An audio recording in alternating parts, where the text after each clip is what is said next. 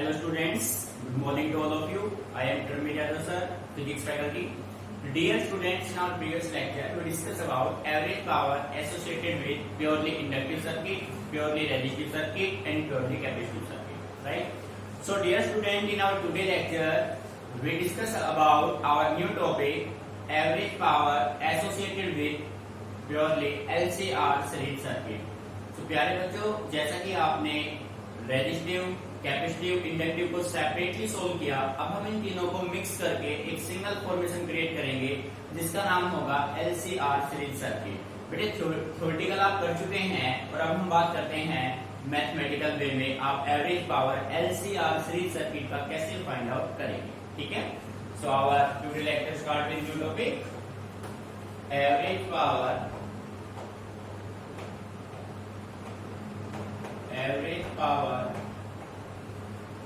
associated with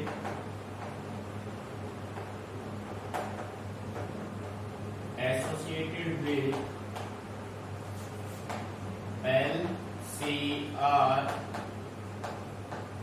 series circuit। देखो क्या भाई, अब हमें जो एवरेज पावर फाइंड आउट करना है वो किसका निकालना है, LCR सीरीज सर्किट का, जिसमें इंडक्टर भी है, कैपेसिटर भी है, रेजिस्टर भी है। अब प्यारे बच्चों, जब हमने थ्योरेटिकल फेजो रिप्रेजेंटेशन, फेजो डायग्राम में स्टडी किया था LCR सीरीज सर्किट को, तो आपने वहां पे देखा था कि पीक वैल्यू ऑफ वोल्टेज और पीक वैल्यू ऑफ करंट दोनों के बीच में एक फेज डिफरेंस बन रहा था फाई। ठीक बात है ना? तो उसी के वे पे हम इसको सोल्व करेंगे। Let phi be the phase difference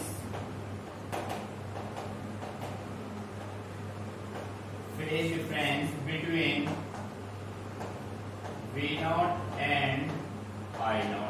ठीक है बेटे, भाई जो आपका फाई था वो फेज डिफरेंस था किस किस के बीच में, V0 और I0 के बीच में। ठीक है, सो इसी के बेस पे आप कह सकते हैं V is equal to V0 sine omega t.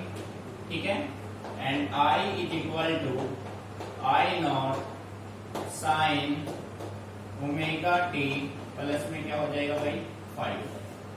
ये बात समझ में आ रही है? ठीक है, और ये जो फाई है ना, ये जो फाई है वो किस किस पे डिपेंड कर रहा है, फाई डिपेंड्स ऑन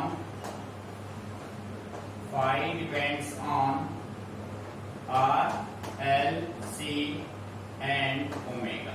देखो बेटे, जो फाई है किस किस पे डिपेंड करेगा, रेजिस्टर पे, इंडक्टर पे, कैपेसिटर पे और एंगुलर फ्रीक्वेंसी ओमेगा पे। ठीक है, सो आपके पास इक्वेशन बना V बना V0 sine omega T, I आपका बना I0 sine omega t plus five. ठीक है, अब बेटे आपको फाइंड आउट करना है average power of the circuit. ठीक है, so average power find out करने से पहले हम यहाँ पे कैलकुलेट करेंगे instantaneous power of the circuit. So we can say that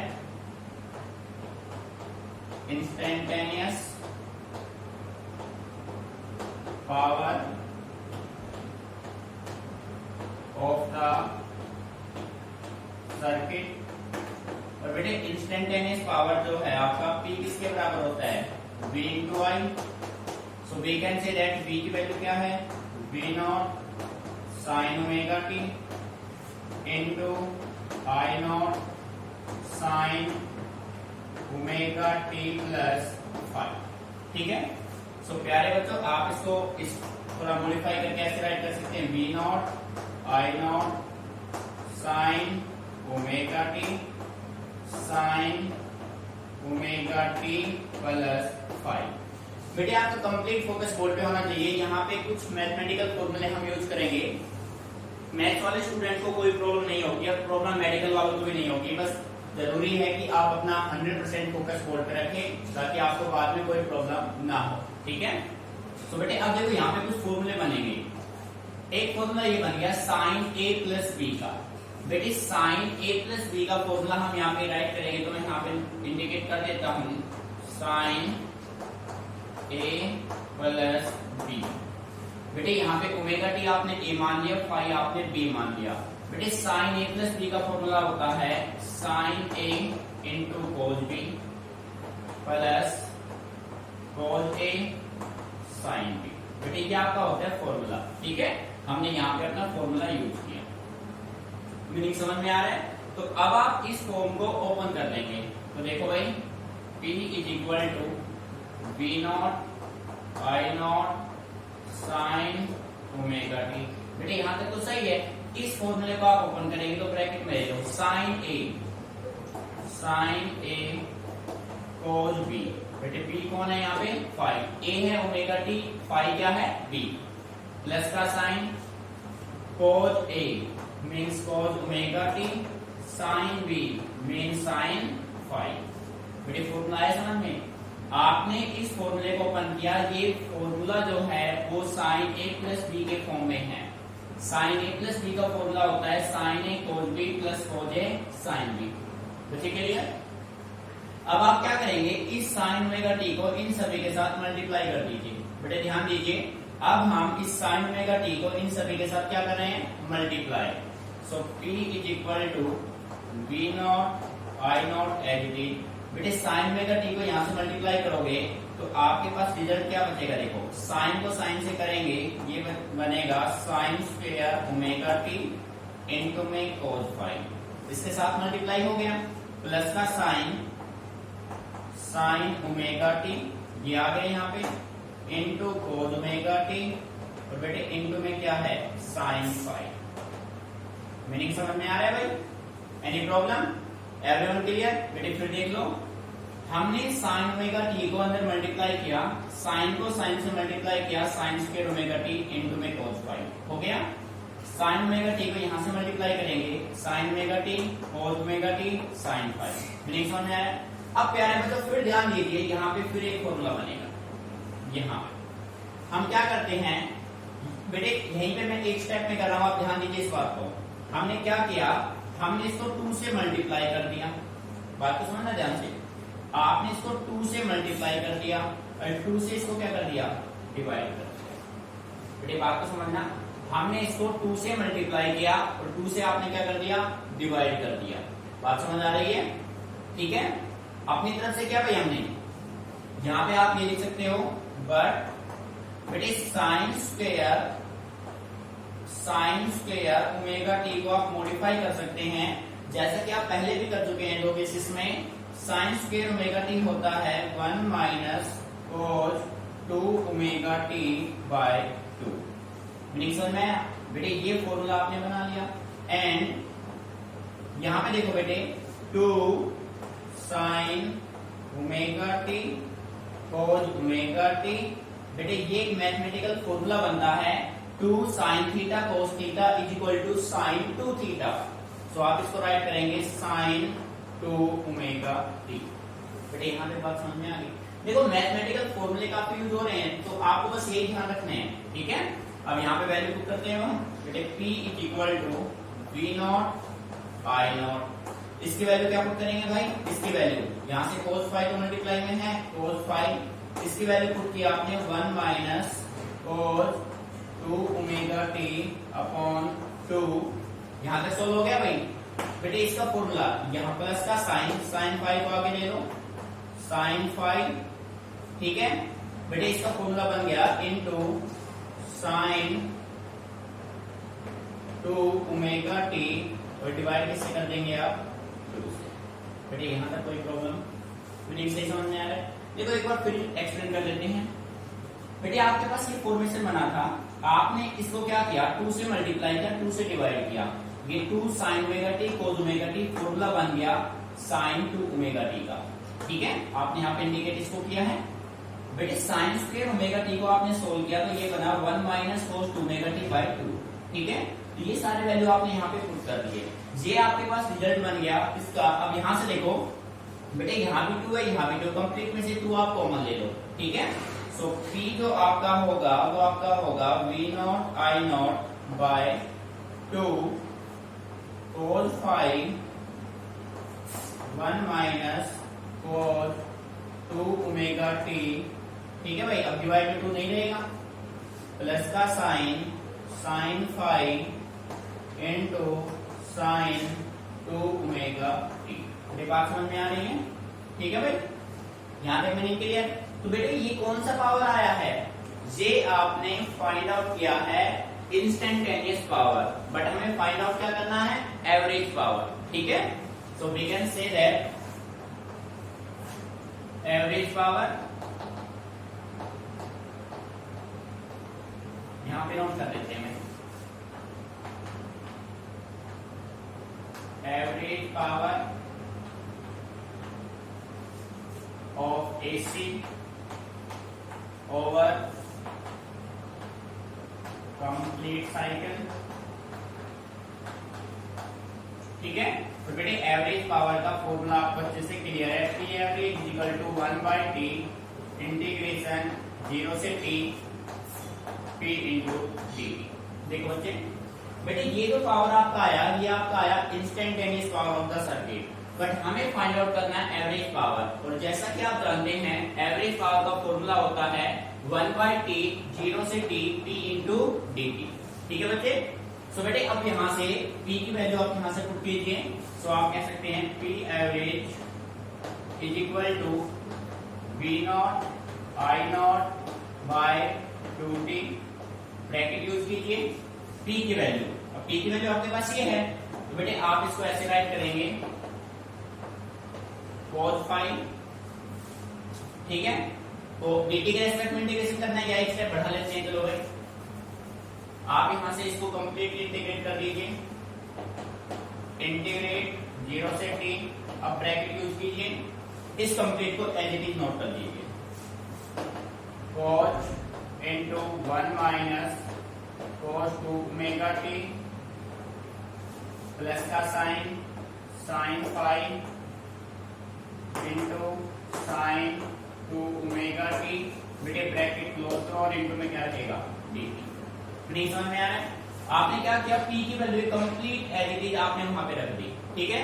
so प्यारे बच्चों देखो, अब इंटीग्रेशन जो आप करेंगे किसके रेस्पेक्ट में करेंगे, with respect to dt, dt के रेस्पेक्ट में यहाँ पे बेटे ये cos फाई का ये गलती से रह गया, cos फाई 1 माइनस, ये देखो बेटे यहाँ पे cos फाई इस dt के रेस्पेक्ट में कांस्टेंट है, यहाँ पे sin फाई dt के रेस्पेक्ट में कांस्टेंट है। सो इंटीग्रेशन आप ऐसे करेंगे, देखो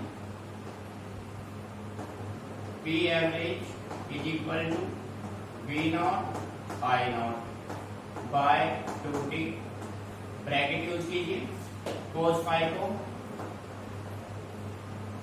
को उठा दिया आपने, इंटीग्रेट किया 0 से t 1 इंटू dt, ठीक है भाई 1 इंटू dt माइनस एक ब्रैकेट और यहां पे यूज करो, बड़ी ब्रैकेट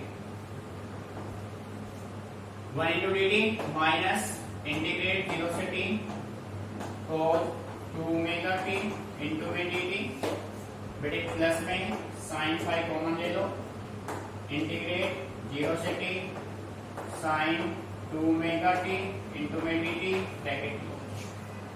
बेटे ध्यान दीजिए, आपने क्या किया, यहाँ पे था cos phi 1 minus cos 2 omega t plus sin phi sin 2 omega t into dt, आपने cos फाई कॉमन लिया, इंटीग्रेट किया 1 इंटू dt, हो गया माइनस का साइन, ठीक है। ये cos फाई कंप्लीट के साथ कॉमन है भाई, यहाँ पे भी फिर आप एक ब्रैकेट यहाँ पे लेने के बजाय यहाँ पे यूज कर लोगे, cos फाई ये कंप्लीट में से कॉमन आया है इसमें से, ठीक है भाई, मीनिंग समझ में आ रहा है। फिर बेटे माइनस में ये हो गया, फिर प्लस का साइन, इसका इंटीग्रेशन आपने किया। अब देखो भाई P average is equal to V naught I naught by 2t cos phi, बेटे 1 इंटू dt का इंटीग्रेशन हुआ t, लिमिट अप्लाई करेंगे 0 से t।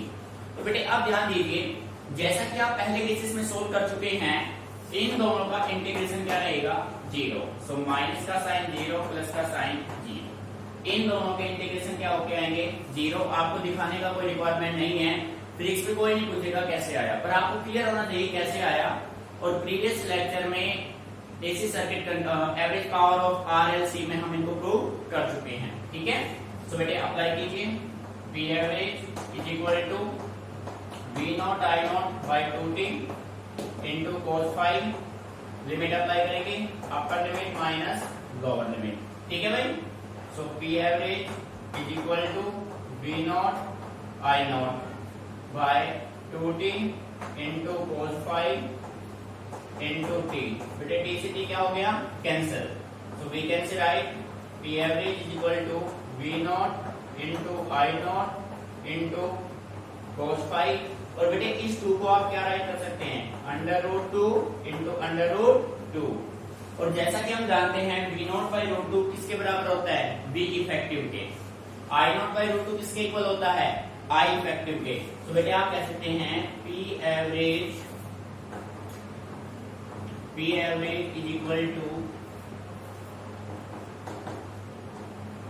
B effective into I effective into cos phi. तो क्या है, तो ये आपका होगा रिजल्ट, ठीक है।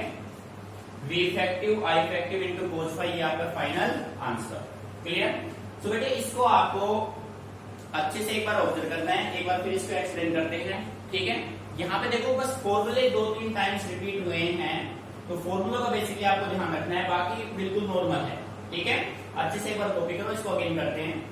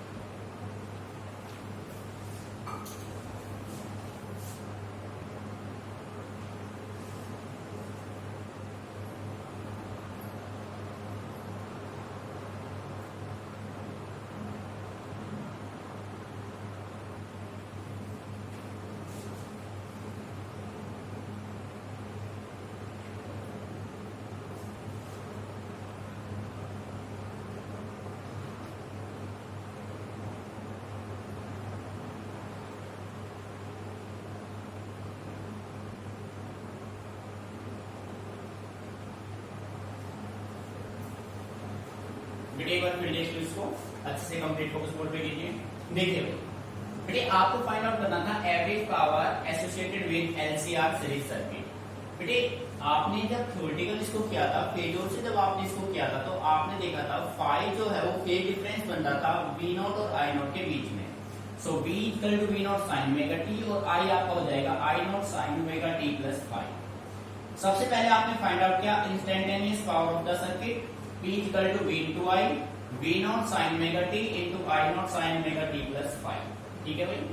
सो बेटे P आपका हो जाएगा V not I naught sine omega t into sine omega t plus five. अब देखो यहां से आपका फर्स्ट फॉर्मूला बनता है साइन A प्लस B का। बेटे आपने यहां पे रखा साइन A प्लस B होता है sine A cos B plus cos A sine B। आपने ओमेगा टी को A मान लिया, फाई को B मान लिया, फॉर्मूला आपने ओपन किया, ठीक है। ये कंप्लीट फॉर्मूला ओपन हो गया।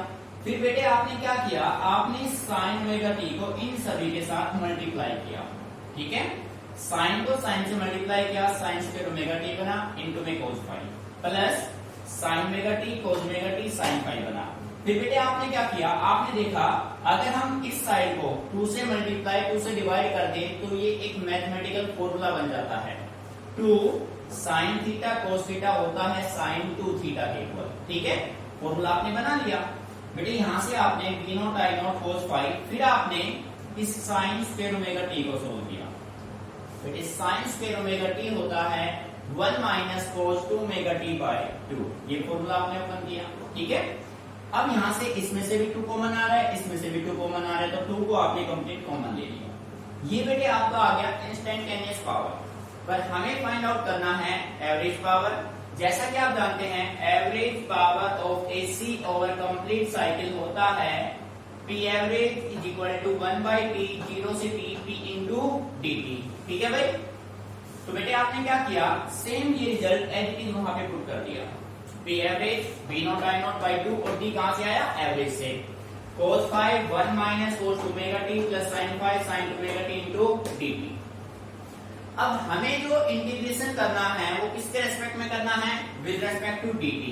अब बेटे dt के रेस्पेक्ट में ये जो cos फाई और ये जो sin फाई है वो कैसे टर्म है, कांस्टेंट है, सो कांस्टेंट को बाहर ले लेंगे।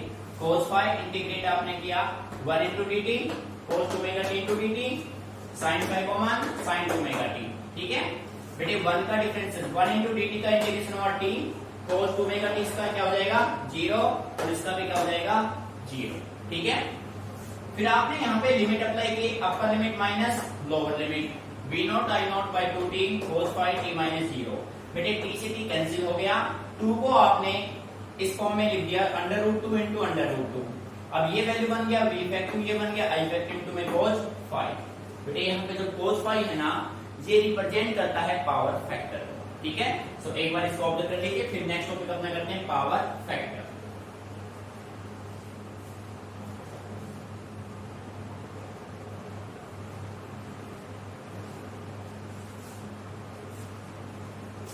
तो बच्चे आप इसको रफ कर रहे हैं, नेक्स्ट टॉपिक अपना करते हैं पावर फैक्टर। ठीक है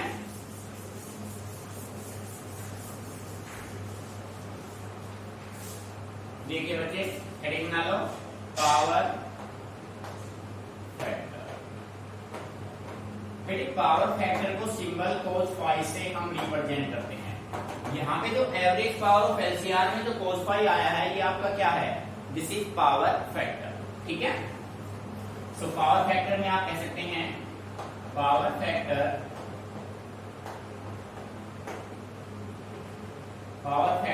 of an AC circuit is the ratio of actual or true power to the apparent power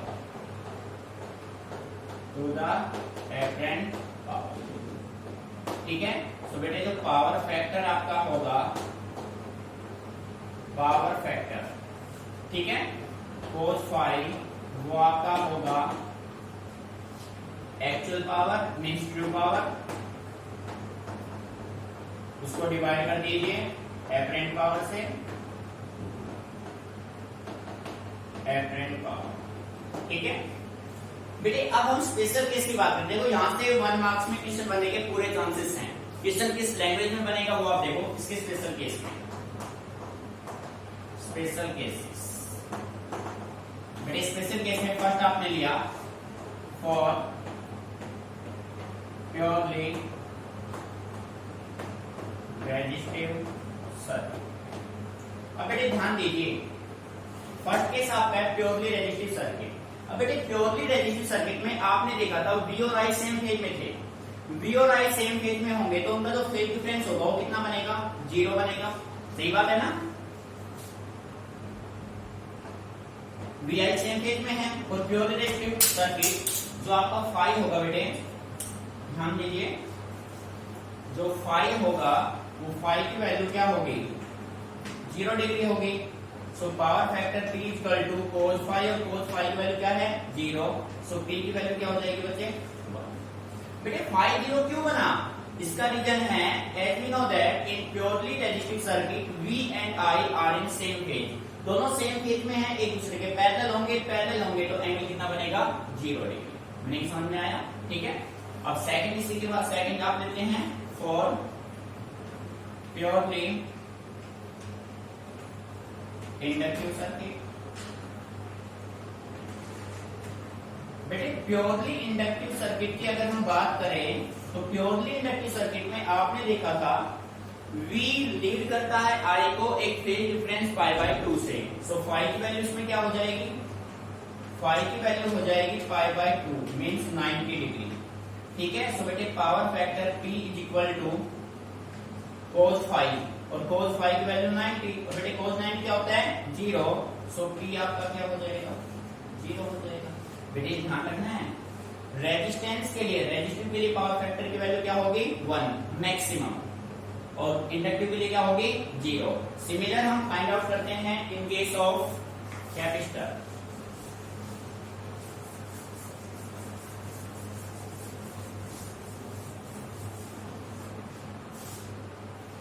तो स्टूडेंट थर्ड केस आपका बनेगा for purely capacitive circuit.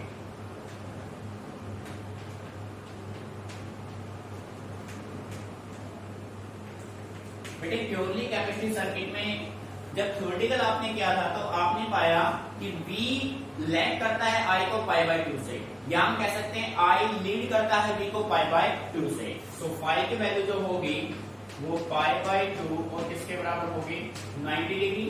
Power factor P equal to cos 90 0। So बेटे power factor इसका भी क्या होगा 0। तो बेटे ध्यान रखिए क्वेश्चन आपका ये बनेगा the power factor is 1/4। Option में आपको रेजिस्टिव मिलेगा, कैपेसिटिव मिलेगा, इंडक्टिव मिलेगा, नन ऑफ दीज मिलेगा। तो आपका आंसर क्या होगा रेजिस्टिव। मीनिंग समझ में आ रहा है। 0 में आपके पास इंडक्टिव और कैपेसिटिव दोनों होंगे। मीनिंग अच्छे से clear. Copy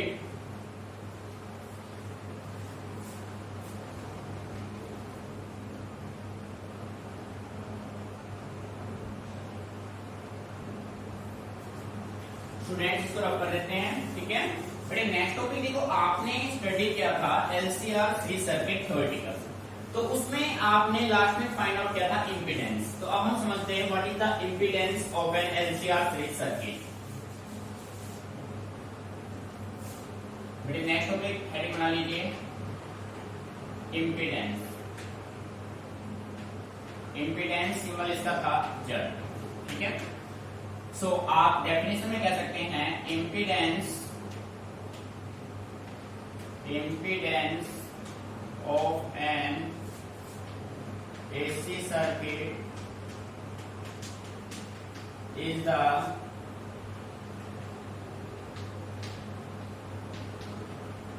total opposition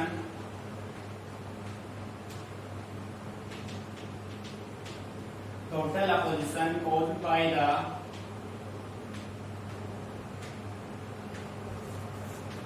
combination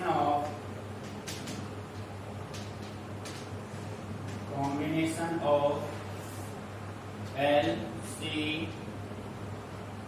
and R to the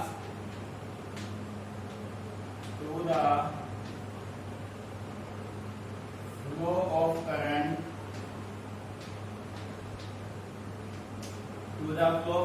through it.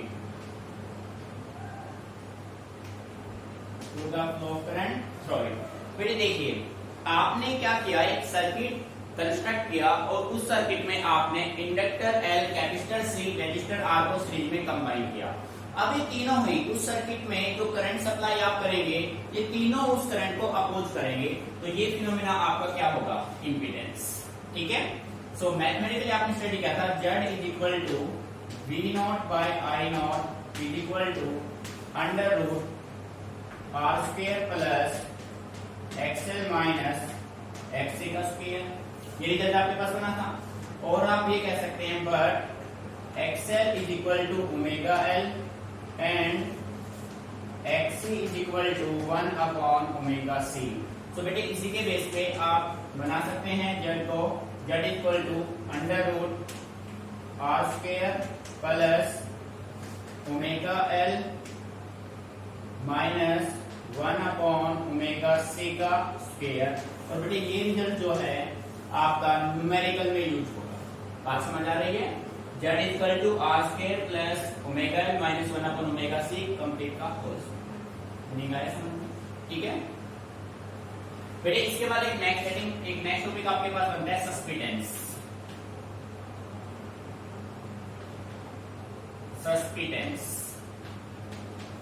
ठीक है बेटे, सस्पिटेंस आपका होता है susceptance is equal to 1 upon reactance.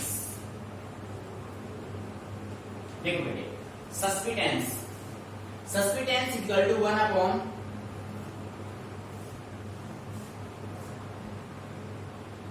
बेटे स्पेलिंग एरर है। सस्पिटेंस होता है 1 अपॉन रिएक्टेंस। अब ये रिएक्टेंस क्या होता है, देखो यहाँ पे आपके पास XL, ये XC, this is the inductive reactance, this is the capacitive reactance.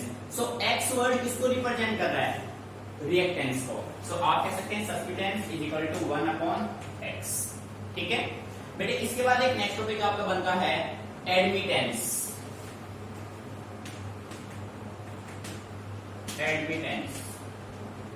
बेटे एडमिटेंस होता है 1 अपॉन इम्पीडेंस। इम्पीडेंस। ठीक है, तो आप कह सकते हैं 1/Z आपका किसके इक्वल होगा, एडमिटेंस के इक्वल। एक बार इसको नोट कर लीजिए।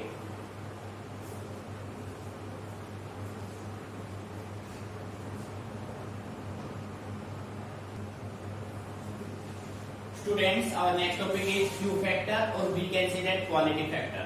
बेटे क्यू फैक्टर इंपोर्टेंट डेफिनेशन है, 1 मार्क्स में पूछा भी गया है सीबीएसई में। ठीक है, so Q factor means quality factor may be defined as Q factor of a series LCR circuit. कैसा सर्किट है भाई, LCR series circuit is the degree of its sharpness of resonance. ठीक है बेटे, सेकंड वे में आप ये कह सकते हैं, सिंपल वे में आप ये कह सकते हैं Q factor is the ratio of potential difference across inductor और capacitor to the applied potential difference at resonance. ठीक है, so Q factor is equal to potential difference across L और सी। बेटे एल रिप्रेजेंट करता है inductor को, सी represent करता है कैपेसिटर को, उसको डिवाइड कर देंगे अप्लाइड पोटेंशियल डिफरेंस से। जब मैथमेटिकली हमने इसको सोल्व किया तो अपने पास एक रिजल्ट बना Q factor Q is equal to 1/r √L/C। बेटे इस फॉर्मूले को आपको माइंड में रखना है, इसी फॉर्मूले के बेस पे हम कुछ न्यूमेरिकल्स यहाँ पे सोल्व करेंगे। ठीक है, मीनिंग समझ में आ रहा है, क्लियर? तो बेटे अच्छे से इसको नोट कीजिए, किसी भी पॉइंट में कोई प्रॉब्लम है तो आप डिस्कस कीजिए। ठीक है।